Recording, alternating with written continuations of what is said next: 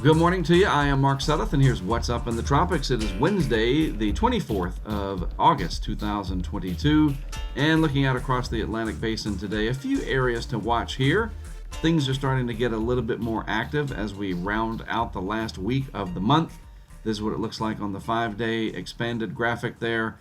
The two yellow areas, low probabilities of development, and I do think we're going to start to see a gradual ramping up in more activity here. But first, let's take a look at what's out there right now briefly here this morning.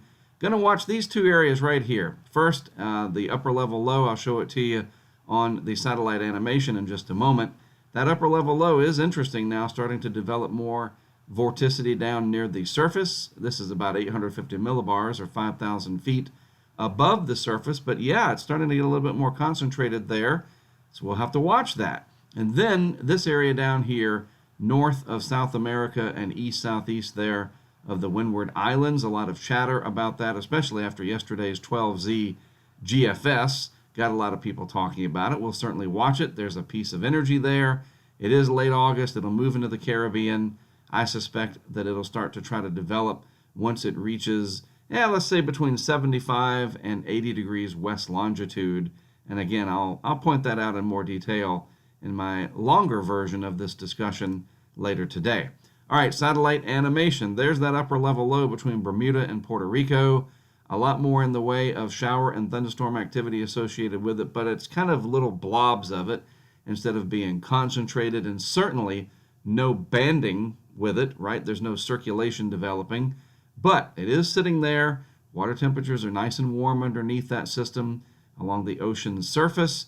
So we will watch and see if this develops. If it does develop, I don't think that it would be of any consequence to land except maybe Bermuda, but let's just wait and see what happens first. Something to keep an eye on. And then the other area down here, again, to the north and east of South America.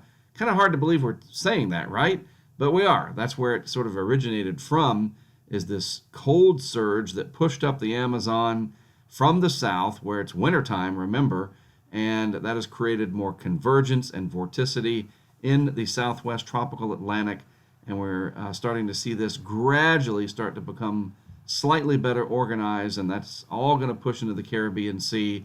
Might bring some squally conditions for our friends in the Windward Islands over the next couple of days. We will certainly stay on top of that. And out here in the eastern Atlantic, that's a lot more convection than we have seen in quite a while. Will it hold together? Well, we'll just have to wait and see. It's been pretty hostile out that way. And as I've said the last couple of days, it's not due to dust per se. It's just the overall environment, especially in the mid-levels of the atmosphere, has been a lot more dry. But these two tropical waves coming off, that's a lot of deep thunderstorm activity, definitely moistening up the atmosphere. And I'm going to talk about a couple of things related to that. Again, teasing it once more, my hurricane outlook and discussion video later today. Real quick, a tweet here from Andy Hazelton referencing that energy coming off of Africa. Definitely very impressive. Won't be a real clean development, as he says, more of trying to spin up in the intertropical convergence zone between the monsoon flow out there. It's a very complicated pattern. Stuff's kind of moving pretty slow. That has some pluses and minuses. And once more, I'll show you what I mean about that later. A lot of interesting things happening as we end August. I don't think that everything is as it appears.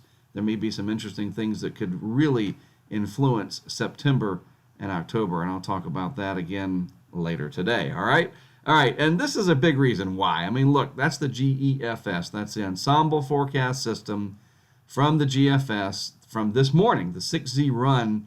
And this is all the models over the next couple of weeks or so. Actually, this is out to 276 hours, so it's about 10 days.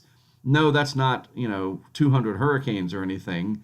These are all the different ensemble members of the GFS that show activity, and that is a pretty busy signal. This gets us into September, and I think that's where we're headed. I think we're going to head into a more favorable period, and the season will not be denied completely. We may not end up with the hyperactive season that a lot of people were thinking could happen. It's not off the table, but I still think it's going to be pretty busy, and the ensemble forecast here is starting to indicate that more and more. Also, 30 years ago, this is the radar animation still frame. I guess this was the last one before the radar blew off of the National Hurricane Center. This is the 30-year anniversary, of course, of Hurricane Andrew.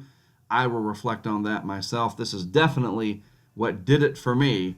I always had an interest in hurricanes as a child, and at this point in time, I was a young adult, and I was just starting college, and I was thinking, I was either going to do music or something related to weather, and I switched from music to weather, mainly because of Andrew. That's really what did it for me, and I'll talk about that even more in today's update. I think I've mentioned that about a half a dozen times, right? All right, so we'll end with that. I will be back this afternoon with a much more in-depth look at things with the hurricane outlook and discussion. Hopefully you will join me then. Until then, have a good rest of your Wednesday. I am Mark Sudduth. Thanks for tuning in to What's Up in the Tropics. I'll be back with you in a few hours.